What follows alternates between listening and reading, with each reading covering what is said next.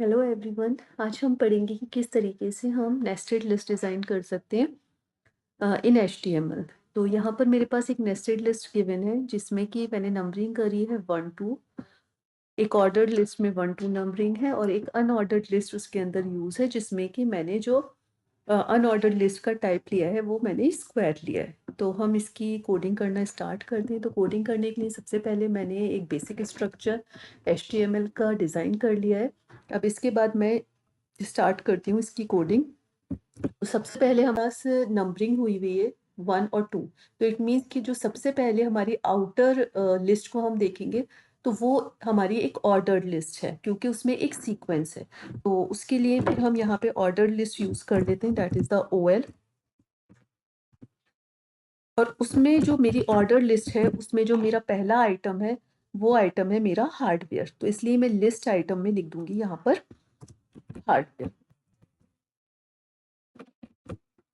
उसके बाद जब हम हार्डवेयर के यहाँ अंदर आएंगे तो हम यहाँ पे देख रहे हैं कि मेरे पास एक अनऑर्डर्ड लिस्ट है जिसमें मेरे पास दो एलिमेंट्स दिए हुए हैं, एक कीबोर्ड और एक माउस, और मैं उनके आगे देख रही हूँ तो मुझको ये स्क्वायर दिखाई दे रहा है। तो इट मीन्स मुझे अनऑर्डर्ड लिस्ट चाहिए होगी और वो अनऑर्डर्ड लिस्ट का जो टाइप है वो मेरा स्क्वायर है। अनऑर्डर्ड लिस्ट का जो मेरा सबसे पहला आइटम है वो है कीबोर्ड। मैं यहाँ पर लिख दूंगी कीबोर्ड। फिर अनऑर्डर्ड लिस्ट का जो मेरा दूसरा आइटम है वो है मेरा माउस, तो मैं यहाँ पे माउस लिख दूंगी। अब हम यहाँ पे देखेंगे कि मेरी अनऑर्डर्ड लिस्ट खत्म हो चुकी है और यहाँ पे दोबारा से मेरी ऑर्डर्ड लिस्ट ही स्टार्ट हो रही है।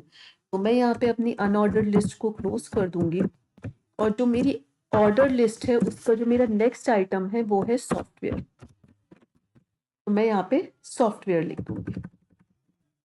उसके बाद अब हम ये देख रहे हैं कि जब हमने इस ऑर्डर्ड लिस्ट के अंदर आए तो फिर से हमने देखा कि हमारे पास दो आइटम्स है, that is MS paint and MS word, और ये दोनों ही जो है वो अनऑर्डर्ड लिस्ट है। तो हम यहाँ पर अनऑर्डर्ड लिस्ट और जो उसका टाइप होगा वो होगा square.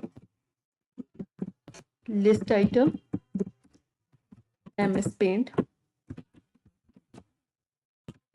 List item MS word. अब यहाँ पे हमारी दोनों ही लिस्ट खत्म हो चुकी है इसलिए मैं अनऑर्डर्ड लिस्ट को भी क्लोज कर दूंगी और मैं ऑर्डर लिस्ट को भी क्लोज कर दूंगी और इसी के साथ मेरी लिस्ट कंप्लीट हो जाती है। अब मैं अपनी फाइल को सेव करूंगी। फाइल पे जाएंगे, सेव एज पे जाएंगे। डेस्कटॉप पर मैं अपनी फाइल को सेव करना चाहती हूँ तो मैंने अपनी फाइल को नाम दे दिया न्यू लिस्ट .html और फाइल को सेव कर दिया। अब हम इसका रिजल्ट देखते हैं कि हमारी फाइल कैसे दिखती है। देखिए यहाँ पे हमारे पास न्यू लिस्ट के नाम से फाइल आ गई है। मैं इसको ओपन करती हूँ। देखिए ये हमारी नेस्टेड लिस्ट बनके रेडी हो गई। I hope you understand it. अगर आपको मेरा वीडियो अच्छा लगा हो तो प्लीज़ इसको लाइक करें, शेयर करें और चैनल को सब्सक्राइब करें। Thank you.